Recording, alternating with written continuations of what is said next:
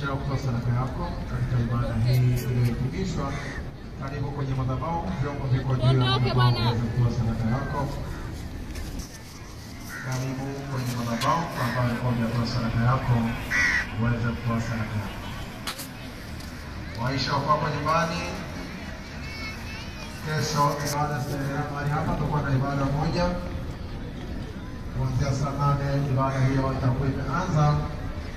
Lakini kwa wale ambao wamesafiri kutoka mkoani wanahitaji kuona mtume kwa maombi ya mtu mmoja shida kesho kuanzia saa 1 asubuhi hadi saa 7 mchana kwa ajili ya kuandikisha na kupewa kadi itakayokuwezesha kuona na mtume kwa maombi ya mtu mmoja.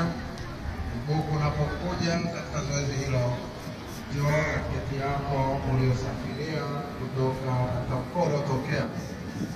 Watu wa Dar es Salaam ambao tunahitaji kumwona mtume kwa ajili ya maombi ya mtu mmoja shika kesho pia kuanzia saa 1 hadi saa 7 mchana utapewa kadi bure kwenye meza zetu za mapokezi. Salama bro.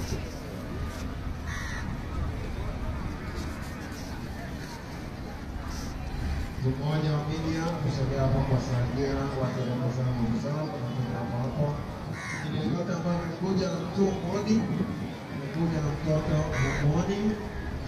Usiondoke kwenye eneo hili kabla haujatoa tangazo la mtu ili kukutana naye.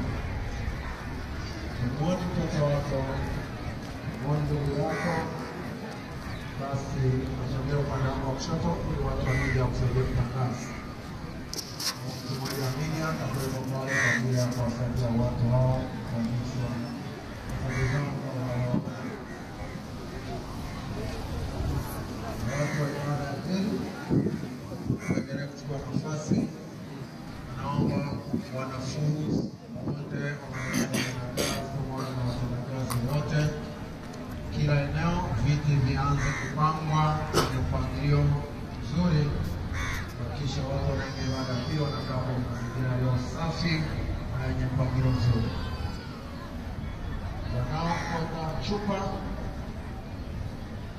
tafadhali, wakati watu wanapotawanyika kusiwe na zoezi lingine linaloendelea kwa kutoka sote la gasi kwa ajili ya usalama wa vitu vya watu.